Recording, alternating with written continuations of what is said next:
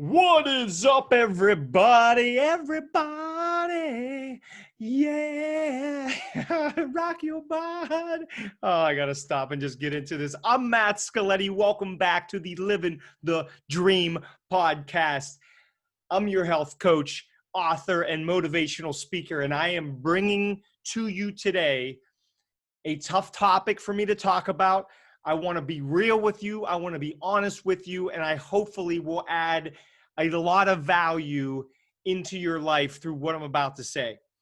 Injury recovery is the topic.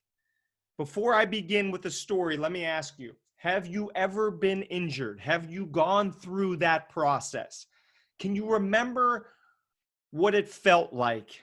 I don't want you to actually feel the physical pain, but clearly it sucks, right? You go through physical pain, that's horrible. Then you start to think about the road to recovery, and maybe the injury makes it a long road. Maybe it's 4 weeks, 8 weeks, 16 weeks. Maybe it's a year, depending on the injury. Injury recovery can be tough. It can be long. It can be a brutal process. And a lot of times it's not fun. But I want to come out here with some good takeaways. And I learned so much from my recent injury. I'll tell you about it. I had a partially torn Achilles on August the 16th of 2020. I was running to raise money for Young Adult Survivors United. It's a charity my wife runs. It's near and dear to my heart. I love these young adults that are battling cancer. I would do anything for them, help and raise money, etc. I had people donate, I think it was every $10 I raised, I had to run a mile. And what I did not realize was how generous everybody was going to be. Thousands and thousands of dollars donated, which meant hundreds and hundreds of miles that I had to run. I had the strongest why I could ever think of. You hear me often talk about having a strong reason why you want to do anything. I don't care if it's running a lot of miles, if it's running a business, if it's getting into a relationship, if it's getting out of a relationship. A strong why changes everything. A deep, powerful reason why can be the catalyst that actually makes you unfreaking stoppable. Period. End of story. Let's go back to the story. August 1st, I start this challenge. August 16th, I have run 16 marathons in 16 days. Insane. I was definitely feeling a lot of pain, but I was so motivated and inspired by these young adults battling and also so many people donating, I wanted to keep running. And I enjoyed it myself. I'm a little sick. I like pushing the body to the max, pushing. I had run 100 miles a few months before this in 28-hour span of time. So I had been running and training and preparing myself for this insanity. August 16th, partially torn Achilles. I feel something a little off in my Achilles. It definitely didn't fully tear it, or I wouldn't have been walking at all. But I had this strong why, and I'm not suggesting anybody does this. Looking back on it, I would do it again in a heartbeat. I would have done it again. I'm just saying I would never suggest anybody has a little bit of an injury and keeps pushing through it. But I'm just telling you what I went through to be honest and transparent with you and hopefully give you a good takeaway at the end and throughout this podcast. Ran about 555 miles in the first 21 days of August. I took a lot of heat on social media. I had a lot of people reaching out saying, Matt, why are you promoting damaging your body like this? I had a lot of people around me that are major ultra marathon runners and were helping me through this. I needed guidance. I couldn't run this far without having people around me that knew what they were doing. I had one woman that had run 96 marathons in a row in 96 days. I had a couple good friends that are ultra marathoners, had run 150 miles in a weekend, 205 miles in a matter of a 2.5 day span. I knew it could be done because other people around me had done crazy things like this before. Now, what happened was August 16th, I feel the Achilles, it's hurting a little bit. August 17th, I wake up. I'm moving okay. Like there's a little bit of discomfort, but I just run 16 marathons in a row. I thought this is supposed to happen, some discomfort. I ended up running 5 more marathons, ran 555 miles, 21 days, basically 21 marathons in 21 days. And I felt amazing to be able to raise all this money with such unbelievable people here in and outside of Pittsburgh. But I knew it was time to shut it down. And this is where we get into the injury recovery.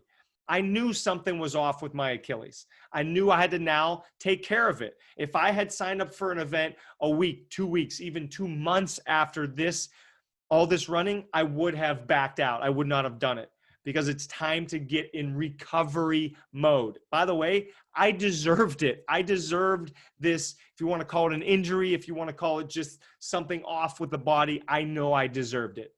I ran extremely far in not a long period of time. And now, as I record this podcast, I have not run in 3.5, almost 4 months because I'm recovering. But here's my point. My point is this. I was grateful to be able to run all that in August. So grateful. But I'm also so grateful to be starting at zero.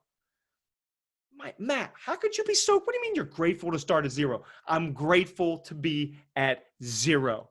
Why? Because when you get on top of the mountain, so to speak, when I run all those marathons, to me, I was on the top of my own mountain. I had run so much further than I ever had in my life. But you're at the top and it's great and it's euphoric and the best feeling. But to me, the journey to the top is everything. If you can fall in love with the journey, you are unstoppable, period, done deal. Fall in love with the journey. And this goes for any aspect of life. There's a quote that says, when you get to the top of a mountain, look for the next massive mountain that's bigger than the one you're on. Always be looking for the next mountain. My next mountain is to run 5 miles because I haven't been able to run in all these months.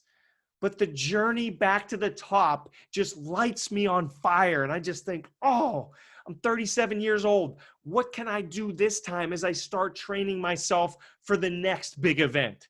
The journey equals the best. The journey is the destination.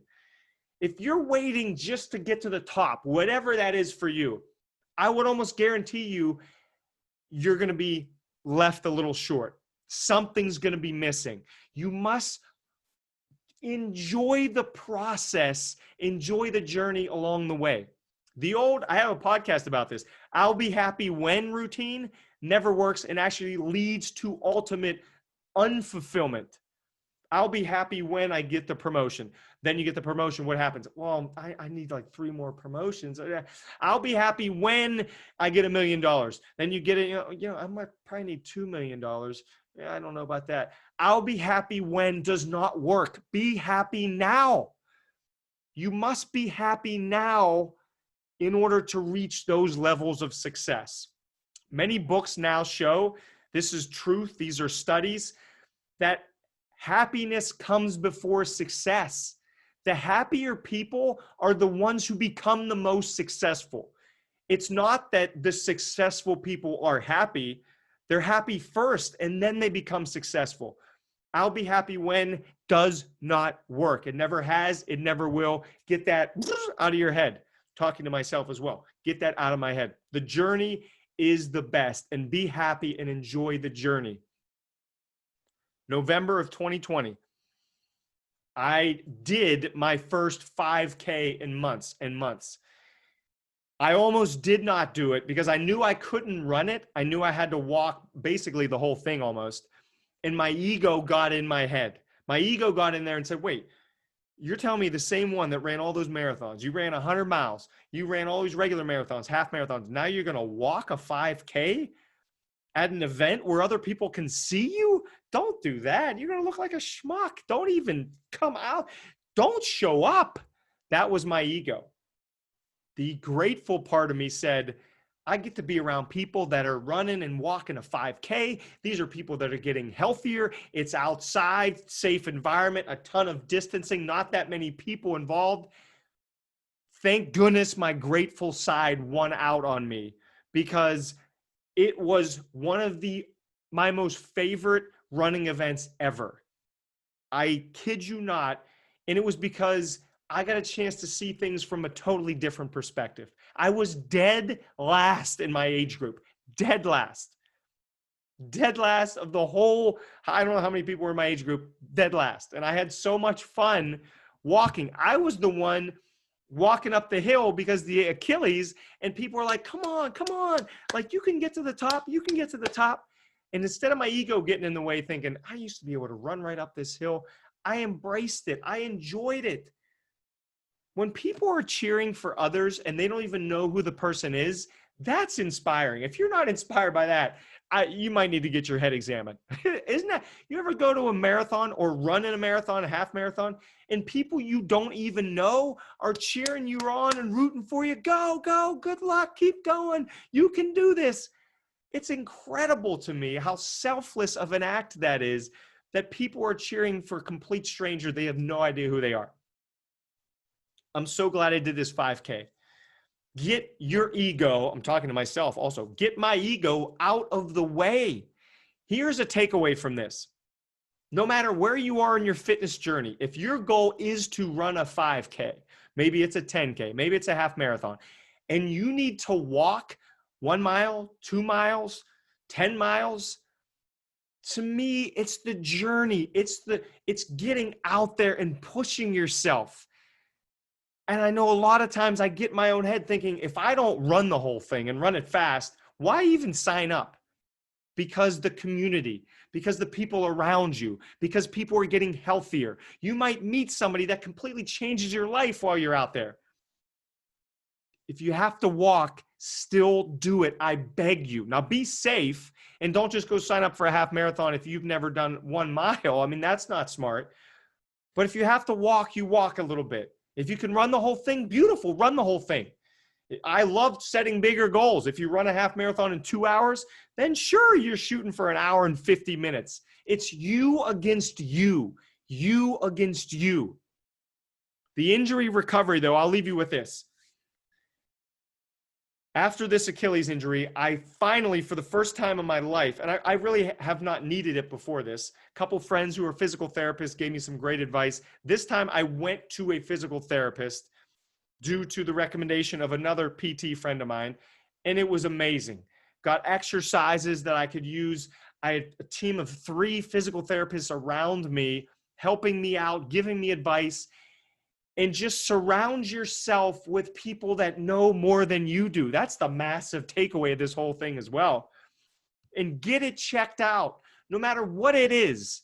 If you have a nagging injury or just something hurts in your body and it's been hurting for a while, don't hesitate any longer. Go get it checked out. Clearly something is a little bit off. And if you get a professional opinion, you can probably get healthier much quicker than if you go at it alone. The last thing is this: listen to your body. Learn from your body. Learn what it can take. Learn what you can do. Learn what you cannot do. And definitely push those boundaries. You know me, I'm always going to tell you that. Push those boundaries. But listen to your body. Your body will tell you. Your body will let you know, I just did a lot of legs yesterday, a lot of squats. Maybe I should not go for a long run because my legs are really, really, really tight and I don't want to injure myself.